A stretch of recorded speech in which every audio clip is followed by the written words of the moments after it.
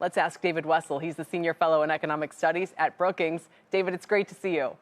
Good to see you, Kelly.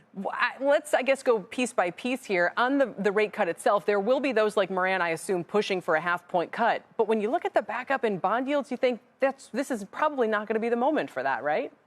I think that's right. He'll make his stand. Maybe he's still running for chair or something. And we know that there'll be dissents on the other side. Probably Jeffrey Schmidt, the president of the Kansas City Fed, will vote against a rate cut, and he might be joined by one or two others. So it'll be an unusual meeting. Right. And in that case, we go, OK, it probably shakes out with a quarter-point cut. Then we have the question of who becomes the next Fed chair. Let's play some sound from the possibly next Fed chair who was on our air this morning, Kevin Hassett. Here's what he told Squawk Box this morning about why he's one of many qualified candidates.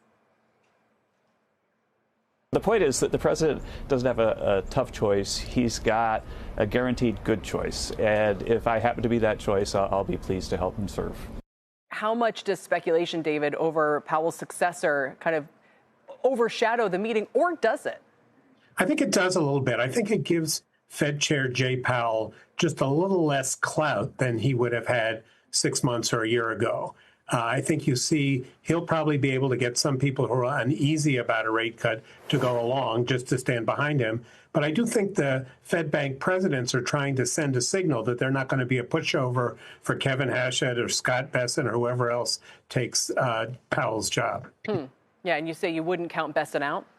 I don't count Bessent out. I think it's a long shot, but you never know. And, we're talking about Donald Trump here, and I'm pretty confident about predicting what the FOMC is going to do.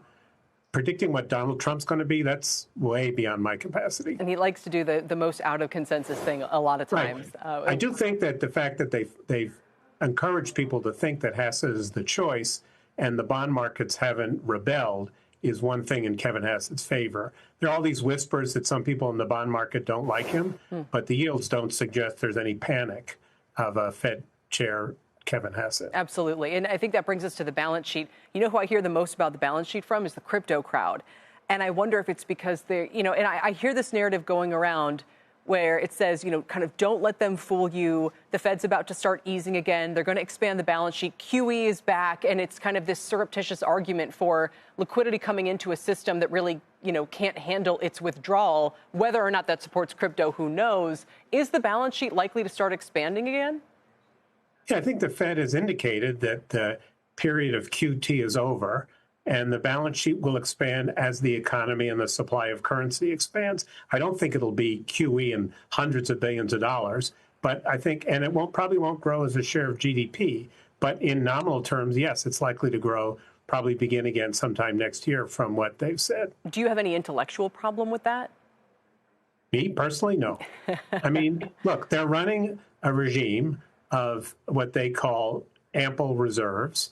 They're going to try and run the system with interest on reserves as their primary mechanism for controlling the Fed funds rate.